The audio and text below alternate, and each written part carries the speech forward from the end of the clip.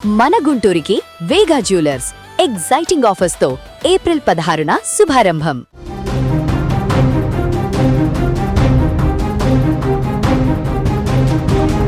జాతీయ రహదారిపై విషాదం చోటు చేసుకుంది.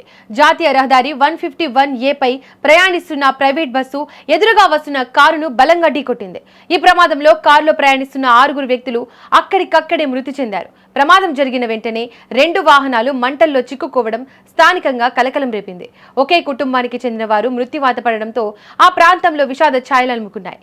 యాద్గిర్ జిల్లాలో శాంతాపూర్ క్రాస్ సమీపంలో బెంగళూరు నుంచి కలబురకి వెళ్తున్న ప్రైవేట్ బస్సును ఎదురుగా వస్తున్న కారును బలంగా ఢీకొట్టింది.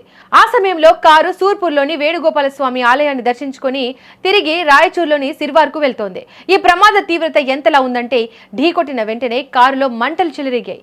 ఆ మంటలు బస్సు ముందు భాగానికి కూడా వ్యాపించాయి.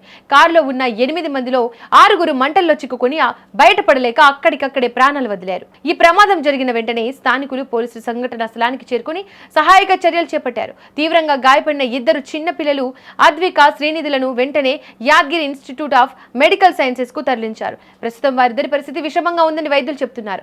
అయితే ఈ ప్రమాదంలో కృష్ణనాయక్, అతని భార్య అనంతకళ, శరణప్ప, అతని భార్య నిసర్గ, శరణప్ప కుమారుడు సిద్ధార్థ్, శశికళ మరణించినట్లు పోలీసులు ధృవీకరించారు. ప్రమాదం జరిగిన తీరుపై ప్రాథమిక విచారణలో కారు ప్రయాణిస్తున్న సమయంలో అకస్మాత్తుగా టైరు పగలడంతో డ్రైవర్ నియంత్రణ కోల్పోయి ఉంటాడని, దానివల్లే బస్సును ఢీకొన్నట్లు ప్రత్యక్ష సాక్షులు భావిస్తున్నారు. అయితే అసలు కారణం ఏంటనేది తెలియాల్సి ఉంది. బస్సులో ప్రయాణిస్తున్న 20 మంది ప్రయాణికులు సురక్షితంగా బయటపడడంతో అందరూ ఊపిరి పీల్చుకున్నారు. డిప్యూటీ ఇన్స్పెక్టర్ జనరల్ ఆఫ్ పోలీసుతో సహా ఉన్నతాధికారులు ఘటనా స్థలాన్ని పరిశీలించారు. కేసు నమోదు చేసుకున్న పోలీసులు అన్ని కోణాల్లోనూ దర్యాప్తు చేస్తున్నారు.